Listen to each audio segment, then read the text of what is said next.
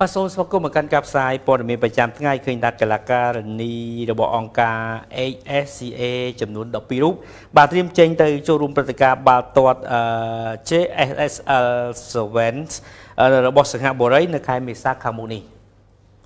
ក្រុមបាល់ទាត់នារីអាយុក្រោម16ឆ្នាំរបស់អង្គការ HSCA ចំនួន12រូបដែលបាននឹងកំពុងវឹកហាត់យ៉ាងស្វាហាប់តាំងពីខែវិច្ឆិកា2020មកនឹងត្រូវចេញដំណើរទៅកាន់ប្រទេសសិង្ហបុរីនាពេលឆាប់ៗនេះដើម្បីចូលរួមព្រឹត្តិការណ៍បាល់ទាត់ JSL Sevens ពីថ្ងៃទី7ដល់ថ្ងៃ9មេសា2023លោកអ៊ីលឡាវីដាវីសស្ថាបនិក JSSL Sevens មានប្រសាសន៍ថា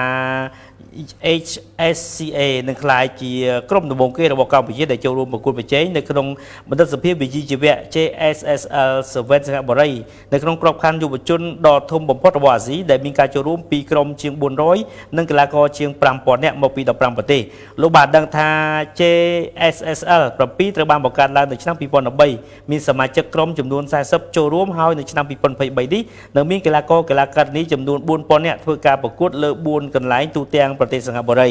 សម្រាប់កីឡាការិនីរបស់ HFCA នឹងចូលរួមលេង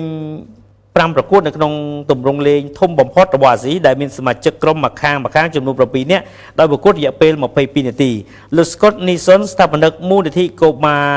កម្ពុជាបានថ្លែងថាសម្រាប់ការប្រកួតបាល់ទាត់សិង្ហបុរីយើងទាំងអស់គ្នាពិតជាមានក្តីរីករាយជាខ្លាំងក្មេងស្រីមកពីមូលនិធិកុមារកម្ពុជាដែលនឹងទទួលបានបទពិសោធន៍ពីការប្រកួតនិងធ្វើដំណើរថ្នាក់អន្តរជាតិជាលើកដំបូងរបស់ពួកគេ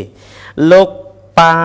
រ៉ាហ្គ្រូហ្គានស្ថាបនិកក្លឹបកីឡាបាល់ទាត់រីករាយកម្ពុជាអូស្ត្រាលី HSCA បានសម្ដែងក្តីរីករាយចំពោះក្មេងស្រីទាំង12រូបដែលត្រូវបានចូលរួមនៅក្នុងការប្រកួតនេះដោយរំពឹងថាពួកគេនឹងទទួលបានបទពិសោធន៍ពីការប្រកួតដ៏អស្ចារ្យ